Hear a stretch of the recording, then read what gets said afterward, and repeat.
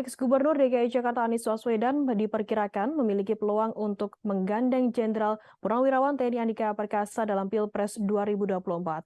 Hal itu diungkapkan oleh Direktur Eksekutif Indonesia Political Opinion atau IPO, Dedi Kurniasyah pada Senin 26 Desember. Menurut Dedi, keduanya memiliki peluang besar untuk berdampingan maju di kontestasi pemilihan presiden 2024. Namun menurutnya pasangan Anies Andika ini harus lebih banyak melakukan komunikasi dengan Partai Demokrat.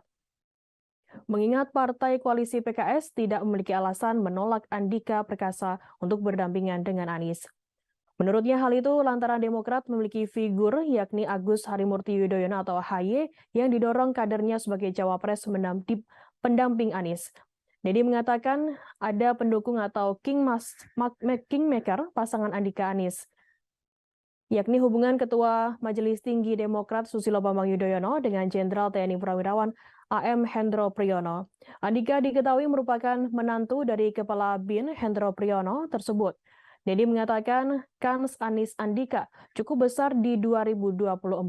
Keduanya memiliki kemungkinan besar akan direstui oleh AHY dalam usia politik yang masih panjang.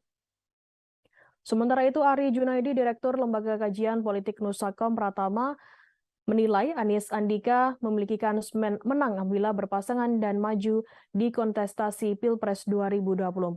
Keduanya berpotensi mengalahkan Prabowo Subianto jika dipasangkan dengan Ketua Umum Partai Kebangkitan Bangsa atau PKB Muhaimin Iskandar. Menurutnya pasangan Anies Andika akan menjadi kuda hitam mengalahkan pasangan dari Gerindra PKB.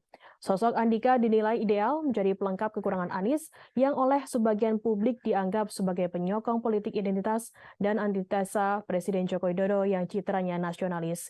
Latar belakang sebagai militer dengan jabatan tertinggi Panglima TNI dianggap menjadi nilai tambah sendiri untuk Andika.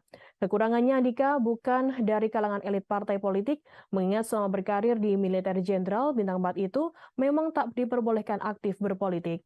Hanya saja Ari menduga wacana memasangkan Anies dengan Andika akan terganjal restu Partai Keadilan Sejahtera, Partai Demokrat dan Partai Keadilan Sejahtera.